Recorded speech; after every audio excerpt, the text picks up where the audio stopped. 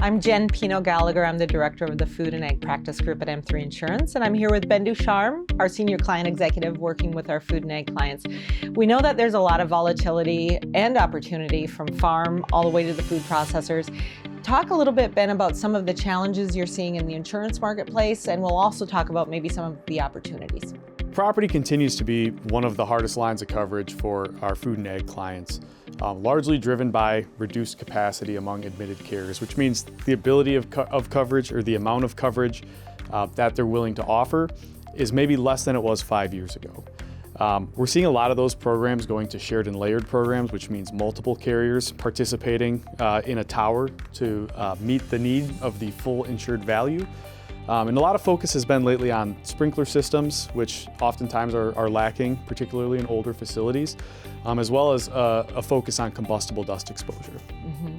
And are the farms that you work with facing challenges with this property market as well as the food processing sector? They are. It's a little bit of a different risk, right, than a food processing facility, but there are some similarities in the challenges. For example, you're not expecting a farm to have sprinkler systems throughout their barns, right? But they do have a lot of times significant amounts of value, all confined to a single location, and oftentimes in areas with significant wind risk. We've heard that there's billions and billions of dollars of investment in new dairy processing plants across the country. What are some of the things that leaders need to think about when they're building these large, multi-million and sometimes 500 million, 600 million in value operations? Yeah, the good news is oftentimes newer facilities are going to come with the protections that insurance carriers like to see. But as you go about that project, think about looping in your insurance broker. On the excess and London markets, we're starting to see some increased capacity there. So while it still might not be ideal on a primary basis, we're starting to see competition come back in at the higher levels.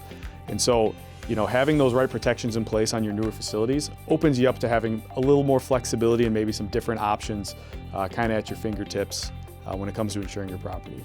That's some really good insight. What are you seeing in other areas of risk that you might want to comment on?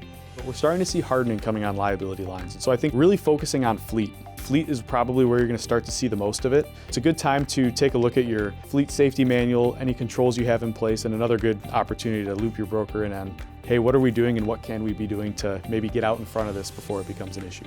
Yeah, it's one thing to produce the product. It's another thing to get it there safely. Correct. Right. Yep. I've heard some news about the cyber market. Cyber liability, cybersecurity is a perennial topic. Everyone is consistently concerned with that. One of the top 3 business risks. Tell me about that space. So the good news is the cyber market has kind of leveled out and flattened off a little bit. As companies have invested in their cybersecurity, that market has really stabled out because the loss activity has been a little more predictable. That's a really good thing to continue investment in and make sure that you are updating your cybersecurity as new products or new technologies come available. But at a baseline, multi-factor authentication continues to be the big separator in terms of cyber insurance outcomes. So basically become a harder target to hack. Correct. Great. Really good insight, Ben. Yeah, thanks. So from your perspective, what are some of the growth opportunities that you see in the food and ag realm? That's a really good question. I will say the growth opportunities I'm seeing consistently from across the sector is really an investment in the employees.